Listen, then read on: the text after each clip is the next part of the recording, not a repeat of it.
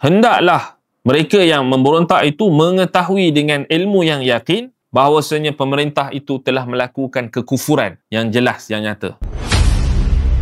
Syekh Ibn Uthaymin rahimahullah ta'ala dalam Syarh Al-Mumti' beliau menyebutkan, wal a'immatu la yajuzul khuruj alaihim illa bi syurutin mughalladhah. Pemimpin-pemimpin kaum muslimin ini tidak boleh untuk memberontak ke atas mereka kecuali dengan syarat-syarat yang ketat atau syarat-syarat yang berat. Adakah maknanya larangan keluar memberontak ni secara mutlak? Jawapannya tidak. Kerana dalam riwayat lain kita akan tengok nanti Nabi SAW menyebutkan satu pengecualian. Kecuali kalau kamu melihat daripada mereka itu adanya kekufuran yang nyata, yang kamu ada bukti dan hujah untuk kamu kemukakan di sisi Allah Tabaraka Ta'ala. Maknanya memang ada bukti. Ulama salah, sebab itu mereka letakkan syarat tu.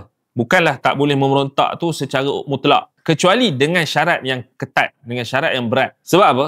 Kerana kata Syekh Ibn Uthaymin, li'anna adrar al-khuruj alaihim ad'afu ma yuridu ha'ula'u minal islah. Kerana kemudaratan daripada disebabkan oleh keluar memberontak ke atas mereka itu akan berlipat kali ganda kemudaratan dia. Berkali-kali ganda kerosakan berbanding dengan apa yang mereka inginkan berupa perbaikan. Apa syarat-syarat yang membenarkan untuk keluar memberontak kepada pemerintah yang dilihat zalim ataupun yang kufur? Yang pertama, hendaklah mereka yang memberontak itu mengetahui dengan ilmu yang yakin bahawasanya pemerintah itu telah melakukan kekufuran yang jelas, yang nyata. Yang kedua, hendaklah mereka mengetahui kekufuran yang dilakukan oleh pemerintah itu adalah kekufuran yang al-kufrus sarih, kekufuran yang nyata. Kufrul bawah. Tak ada kemungkinan takwil. Maknanya tak boleh nak ditakwilkan kekufuran mereka tu. Mereka bukan salah faham, mereka bukan salah takwil, salah faham, tidak. Tapi mereka memang melakukan dengan penuh keyakinan akan kekufuran itu. Sarihun, zahirun, wadihun. Mestilah kekufuran tu sarih, zahir dan jelas, nyata. Sebagaimana firman Allah Subhanahu wa Ta'ala dalam surah Ghafir ayat 36 hingga 37, iaitu ketika Allah Ta'ala sebutkan tentang Fir'aun. Dia berkata kepada Haman, faqala Fir'aun ya Hamanu bni li sarhan la'alli ablughul asbab as-samawat. Sarhan maknanya dari sudut bahasa jelas dan nyata. Sarhan kat situ maknanya tangga ataupun menara yang nyata. Jadi kat situ dalil dari sudut bahasa. Jadi mesti kena nyata. Dan surah Ghafir tadi bukan dalil yang spesifik, tapi dia dalil yang menyebutkan secara bahasa lah, sarih tu. Yang ketiga, hendaklah